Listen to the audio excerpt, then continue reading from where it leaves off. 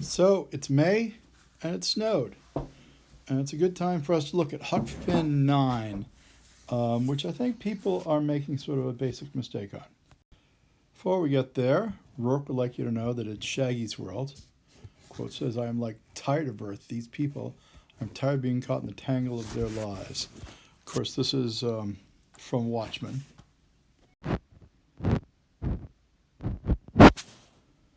And this is the puppy. The puppy would like a treat, and he would like you to give him a treat. But he's not going to get a treat right now. And this is Huck and Jim. This is from a very famous mural done at a post office, of all things. And I include this because it gives you a good sense of Huck and Jim. A lot of modern paintings of this, or illustrations, or certainly TV shows, movies, make it seem like they're equals, and they're not. Jim is a full-grown man. He is in his 30s, all right? Late 20s, 30s. I'm going to go with 30s because he's got a kid who's around 10 or 12, so that seems to make sense. And Huck is like 12 or 13 years old, and he's a little white boy. So, yeah, Jim has a good 100, 150 pounds on him, a lot of muscle, and a lot more life. And because the story's told from Huck's point of view, we tend to think of it as Huck's story. And it is, but it makes much more sense if you think of it as Jim's story. There's so much of this book that Twain puts out there that Huck doesn't notice. Salinger does the same thing in Catcher in the Rye. He puts things out there that Holden doesn't understand, but then after a moment he does. But it's important for us to think about Jim, and that's actually one of the beauties of this picture.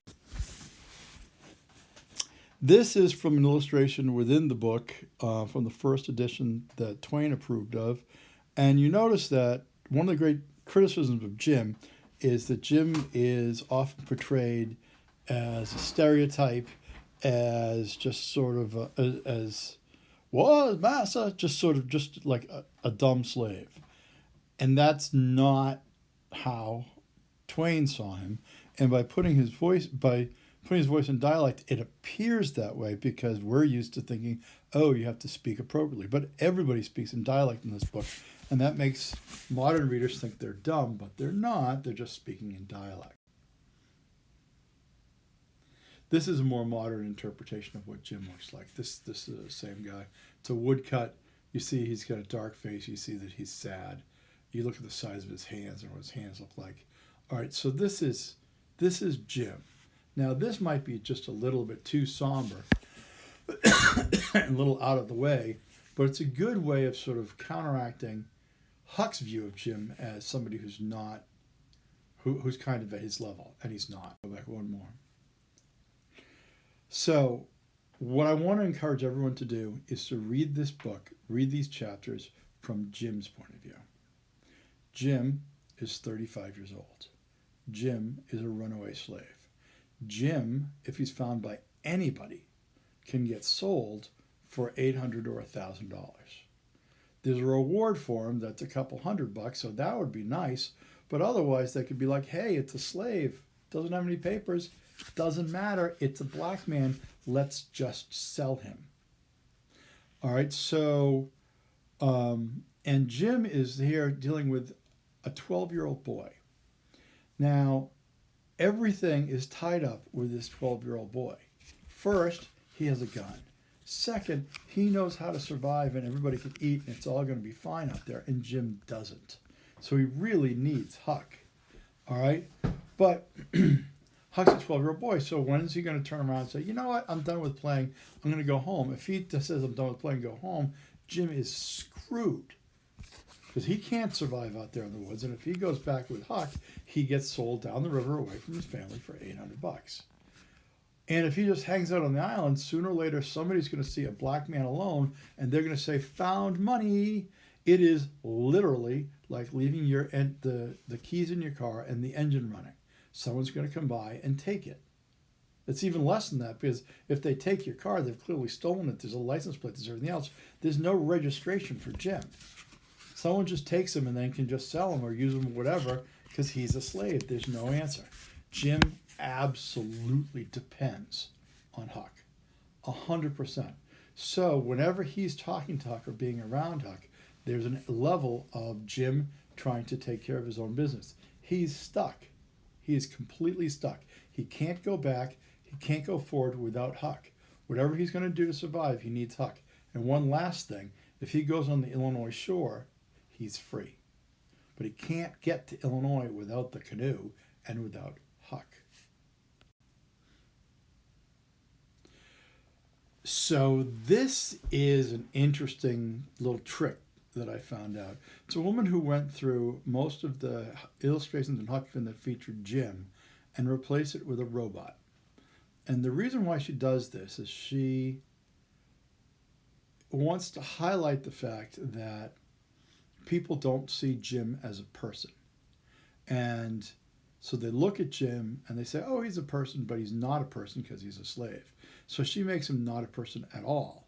And now suddenly it all looks a little bit ridiculous, right? So it's Huck confronting a robot. And with the robot is clearly not a person. The robot is clearly sort of in a different mode.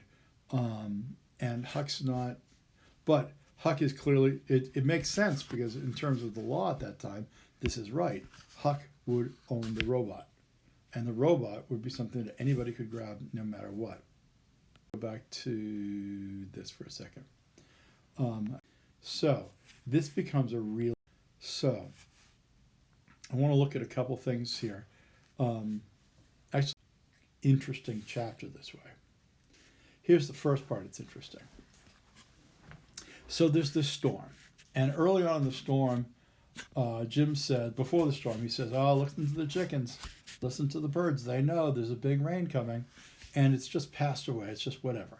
And Huck doesn't think about it. But then Jim says, we got to move everything to higher ground because if we don't, it's all going to flood. And Huck's like, yeah, whatever, sure, let's go do it.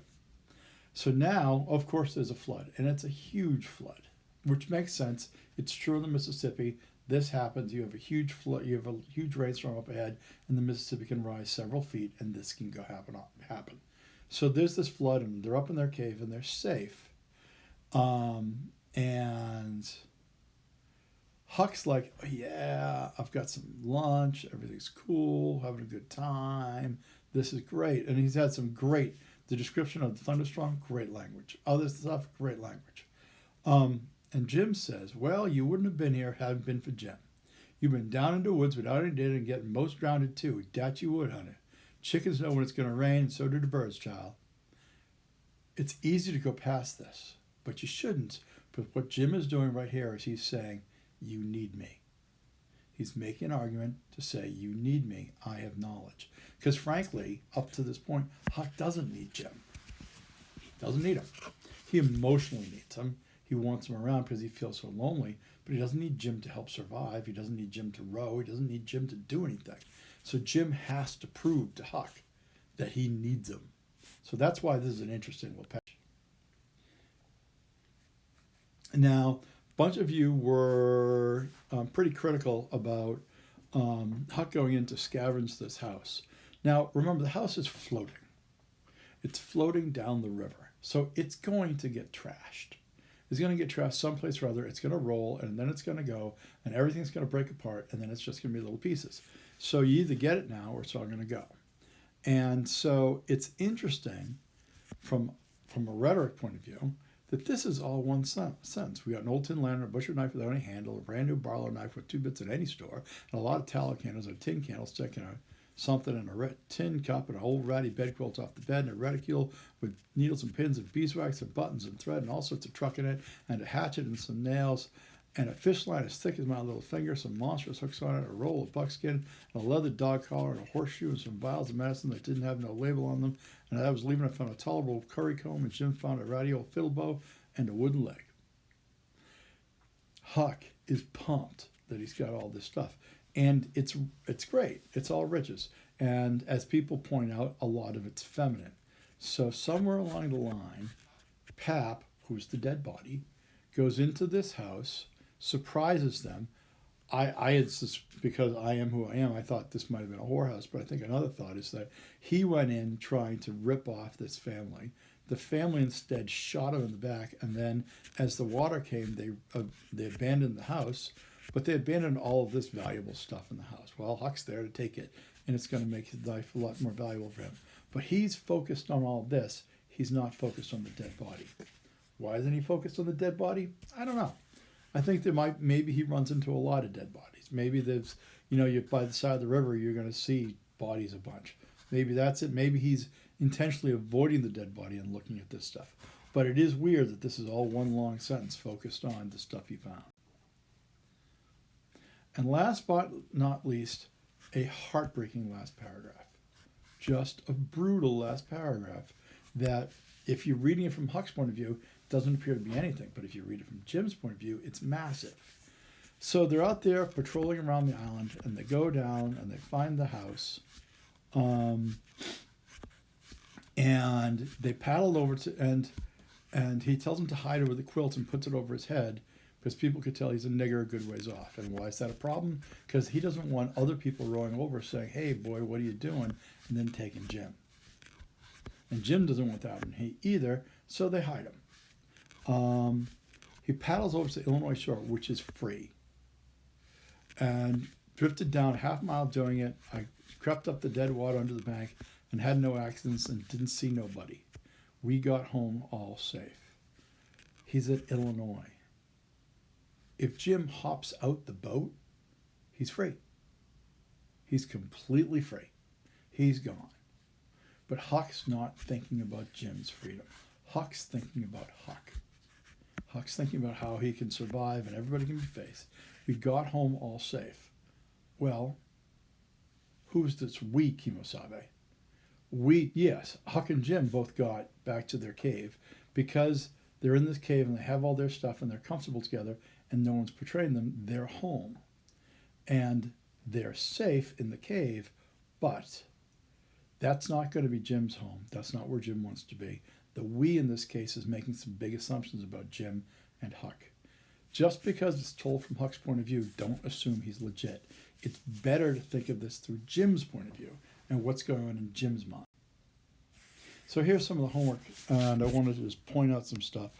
I'm not always going to be pointing out things that people did well here. Why does Huck treat Jim as an equal? Because he's an idiot.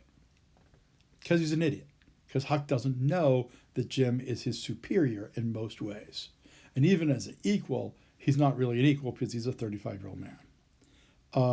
Mutual respect between the characters. Huck never addresses him as the dreaded N-word. Well, we just saw that he did in the last... He doesn't address to his face, but that's how he terms him in the last reading. It seems like there is a great risk to Huck that he just isn't thinking through. It seems like being caught with Jim bring nothing but trouble to Huck. Absolutely not. It's actually the other way around. I think this is where the robot thing comes in mind. Jim, if he doesn't have Huck, is a runaway slave, and that's a problem. But Jim with Huck, he is Huck's slave. So now they're both relatively safe. Now somebody could come up. I mean, now that they're still close to Hannibal, so if somebody finds them, they can say, "Hey, you look like that boy they were searching for, the boy who's worth $6,000. And then he has a problem. Huck has a problem because he's like, "Oh, I've been pretending to be dead." But he's not going to have any trouble being around Jim. It's because he's going to say, "I own Jim." It's like my dog. My dog is in trouble if he runs off by himself, and everyone's going to be like, "What's going on with this?" But if I'm with my dog, or a 4-year-old girl is walking my dog, people are going to be like, "Well, that looks weird, but okay." All right. This is a person who's got it. They mention that they would not be here if it was not for Jim. Well, actually, Huck mentions, or Jim mentions that, but that's fair enough. This important shows that Jim cares about his friend Huck and wants the best for him. No, one more thing. It also shows that Jim needs Huck to realize that he needs him. Now, Jim may not understand emotionally how much Huck needs Jim, because it's certainly clear that Huck really, now that Jim's around, Huck is a lot more comfortable, he's a lot more satisfied, he's a lot more connected. but maybe Jim doesn't sense that. But Jim is always sort of bringing that in. Jim is taking care of Huck because he knows that he can't do it on his own. He wants to be there to help him. But at the same time, I get the feeling that Jim is trying to set him up for something. That's good. I think this phrase, Jim is taking care of Huck, is wrong. I think Huck is taking care of Jim. But Jim is trying to show that he also is taking care of it. I think that Huck just goes with the flow of things, but he doesn't want to mess up on something and lose Jim to something that is not worth it. Well, yes, but again, remember that slave thing. That would actually explain why Huck doesn't tell Jim they're near Illinois and he could leave. That might fit it that way. And I do think that there's a little level of setup. I do think that you've got the right sense here, that Huck wants Jim to stay with him because otherwise he's lonely, and Jim wants Huck to be with him because otherwise he's in deep danger. Why does Huck choose to escape with Jim?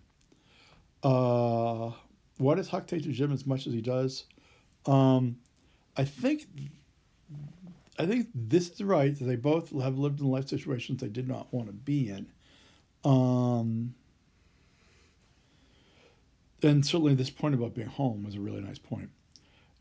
I think we have to always go back to Huck, to remembering that he is lonely, lonely, lonely. He is an orphan. Now we're definitely an orphan.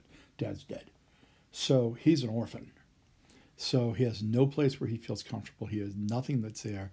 And everyone else has a higher priority than him. Tom Sawyer has a family that is a higher priority to Tom Sawyer than Huck is.